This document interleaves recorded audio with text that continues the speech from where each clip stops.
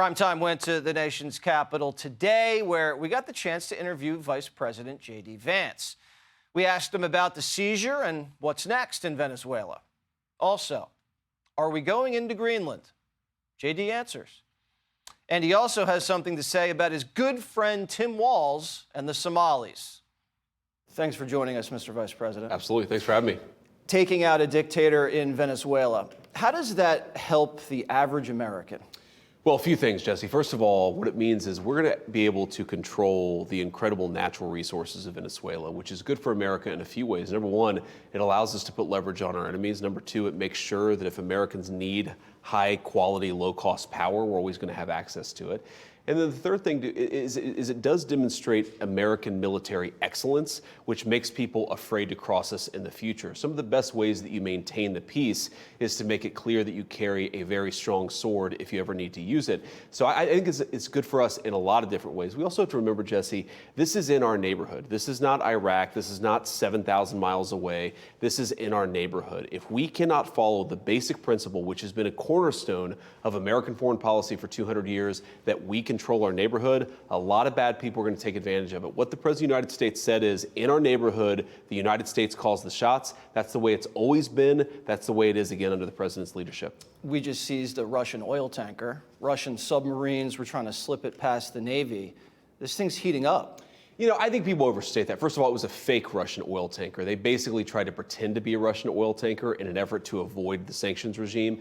But people always ask, how do you control Venezuela? And we're actually seeing it play out in real time. The way that we control Venezuela is we control the purse strings, we control the energy resources, and we tell the regime, you're allowed to sell the oil so long as you serve America's national interest. You're not allowed to sell it if you can't serve America's national interest. And that's how we exert incredible pressure on that country without wasting a single American life, without endangering a single American citizen. That is called critical, high-quality diplomacy. We've done it time and again, but we just did it in Venezuela. The Democrats say Trump is greedy. He's all about oil and empire. He's greedy to serve the American interest, and that's what you want in an American president. You cannot have people taking advantage of the United States in our own hemisphere. The President of the United States said he's done with that.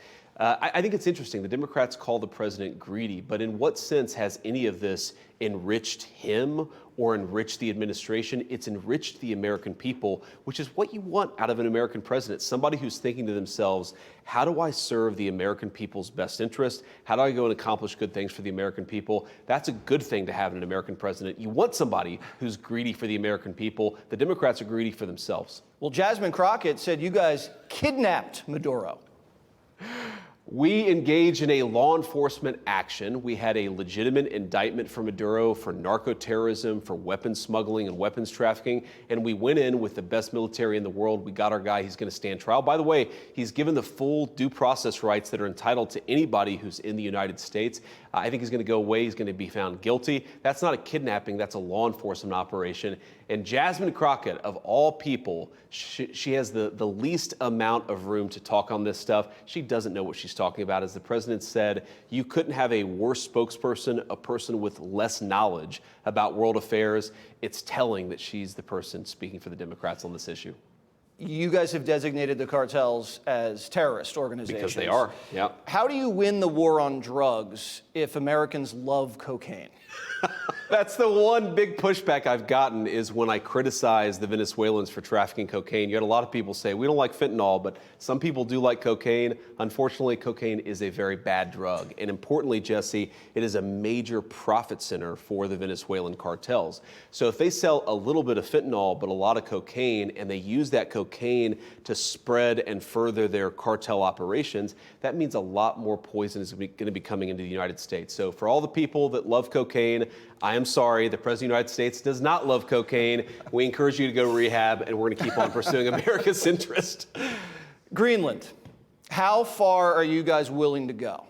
Well, the president is going to make the ultimate determination here, but there's been a lot of bellyaching from Europe, and Europe has failed to contend with the fundamental argument the president and the entire administration has made.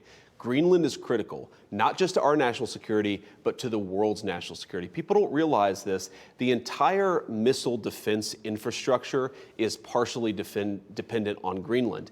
If, God forbid, the Russians or the Chinese, not saying they're going to, but if, God forbid, in the future, somebody launched a nuclear missile into our continent, they launched a nuclear missile at Europe, Greenland is a critical part of that missile defense. So you ask yourself, have the Europeans, have the Danes done a proper job of securing Greenland and making sure it can continue to serve as an anchor for world security and missile defense? And the answer is obviously they haven't. They've underinvested in their security. They haven't done a good job of securing that area, that landmass. And what I hear them say is they'll always make an argument about the past. They'll say, well, we fought together in World War II, or we fought together in the war on terrorism. And we're grateful for that. We love having these allies, but just because you did something smart 25 years ago doesn't mean you can't do something dumb now. And the President of the United States is saying very clearly, you are not doing a good job with respect to Greenland. We're going to make sure we defend America's interests. And I think the President's willing to go as far as he has to make sure he does that. They're saying it's too cold for American soldiers to handle. You've been there. Who is saying that? Jasmine, Crockett? The Danes. Probably Crockett, too. I think Americans have done very well in some very cold places. I will say I wouldn't want to serve there, but luckily the Vice President's residence is here in Washington, D.C. Okay. The Democrats have a little bit of a Somali problem. They've let it America go. has a bit of a Somali problem. Especially the Democrats in Minnesota. Why'd they just let it happen right under their nose? Well, a couple of things, Jesse. First of all, if you look at the amount of fraud in the welfare system, according to the statistics I've seen, 85% of Somalians who are in the United States, legal and illegal, are collecting some form of welfare benefit. So that's not to disparage the other 15%, but when you're at 85% of a population that is collecting welfare, that suggests that we have really done something wrong with regards to vetting, and that's the fundamental issue. Even if there's no fraud, 85% collecting welfare is way too many damn people collecting welfare, getting rich off the American taxpayer while a lot of Americans struggle. That's unacceptable. What's going on in Minneapolis, I think, is actually representative of a broader fraud scheme that we're going to see all over the country. We're going to see it in California. We're going to see it in other places too, where people get rich from the American taxpayer. The Somalian fraud, for example, daycare fraud. You've got Americans, we've got programs set up to make it easier for Americans to get their kids in daycare so they can have proper child care. You take that money and you siphon it off to Somalian fraudsters, that's a double theft. Number one, that means a lot of American families can't afford their child care. Number two, that means a lot of American taxpayers are being fleeced. It's totally unacceptable. I believe, Jesse, we're going to have some very big announcements on this stuff in the next couple of days. I don't want to get ahead of the president on anything, but we believe that there is a nationwide fraud ring that's rooted in rooted in illegal aliens and others taking advantage of the American welfare system. We're going to get to the root of it, and anybody who's involved is going to get prosecuted. Well, if there's a massive fraud ring, there's a cover-up going on. In Minnesota, they were just caught forging documents, trying to cover their tracks. Should Tim Walz resign? Well, I think Tim Walz should resign, but look, I've beaten up on Tim Walz enough. I don't want to do it anymore in your program. I almost feel bad for the guy, except for the fact that he should have seen this. And whether there was something criminal, whether he was aware of the fraud, which would be criminal, or whether he simply looked the other way, it's a massive, massive failure of government. Look, you have to ask yourself, if you're in Minneapolis and you have a person who came to the United States impoverished 2 months ago, and all of a sudden they're driving a Mercedes or a Lamborghini, it is your job as a public official to ask, how did that person get so rich so quickly when they're also collecting a welfare check? The fact that that's failed so often in Minnesota, but frankly, it failed in California and other states as well, means that we have political I would say political corruption, welfare corruption at a very massive scale. The Trump administration, by the way, we've already sent hundreds and hundreds of additional people, of resources that are starting to investigate this stuff, get to the bottom of it.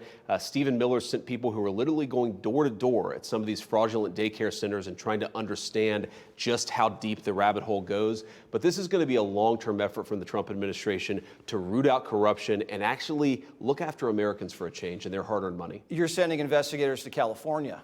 We are sending investigators to a lot of places to try to get to the root of this welfare fraud.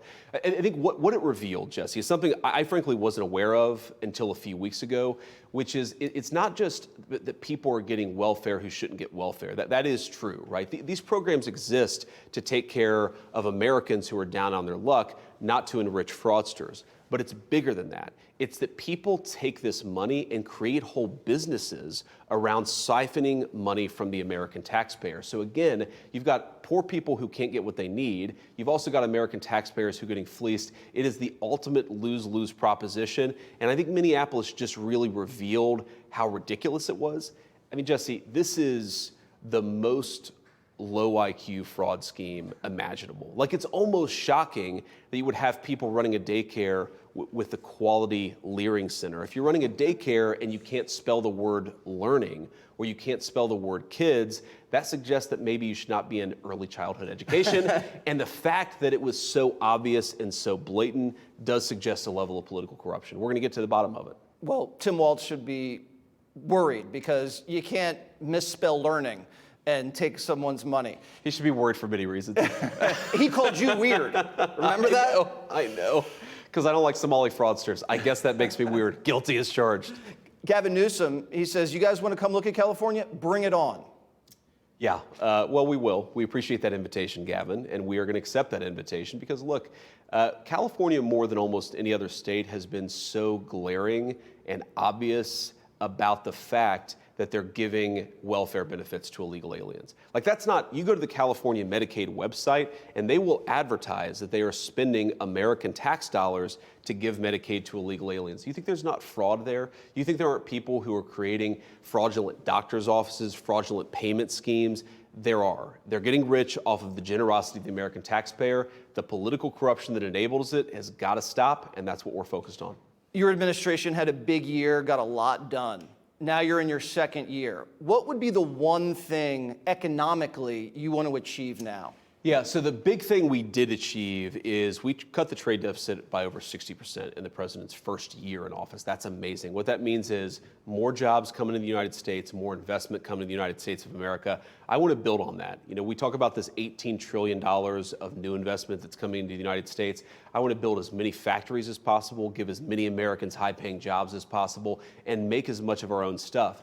And I think while we do that, we've got to tackle the housing issue for a lot of young Americans. They feel like they're priced out of the housing market. The president's about to make some really big announcements on that stuff in the next couple of weeks. And what we're going to do is we want to preserve the wealth that a lot of people have accrued in their homes while also making it possible for young people to afford their first home, make it affordable for young families to raise young families.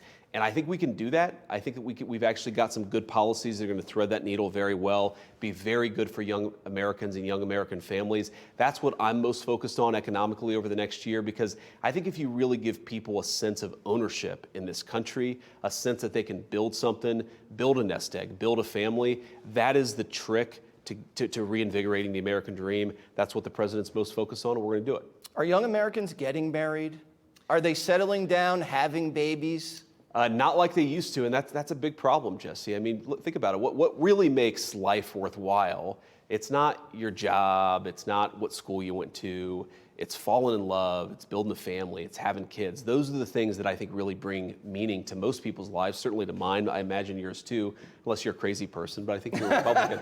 But that is happening less. Mm-hmm. And part of the reason it's happening less is what happened to housing under Joe Biden. It literally doubled in 4 years. Young Americans are telling us they can't afford to buy a home, they can't afford to start a family, they can't afford daycare because Somali fraudsters are ripping off the money that we're trying to put into the system to help people afford childcare. We've got to do a better job of giving young Americans a shot at the American dream. I think that we've made so much progress over the past year, but look, we're digging out of a massive hole that Joe Biden left us. There's so much more work to do, and we're excited to get it done. And if you get the immigrants out of the country that came here illegally, that's going to bring prices down. Are we getting these illegals out fast enough? We always want to get them out faster. A lot of the ICE agents that we have hired in the past 6 months, they're not even done with training. So all of the big investments that we've made in border security, what we've done is actually gotten 2.5 million illegal aliens out without any of the really big marquee things that we've been working on. That was just simple willpower and the President of the United States coming in and saying, this is done. I think we're going to see those deportation numbers ramp up as we get more and more people online, working for ICE, going door to door and making sure that if you're an illegal alien, you've got to get out of this country. And if you want to come back, apply through the proper channel. If things don't work out for me at Fox, could I work for ICE? You never know. You could work for ICE, but look, you're a very compelling communications guy. You can be a speechwriter, assistant speechwriter in the vice president's office if you ever find yourself unemployed. Click here to subscribe to the Fox News YouTube page to catch our hottest interviews and most compelling analysis. You won't get it anywhere else.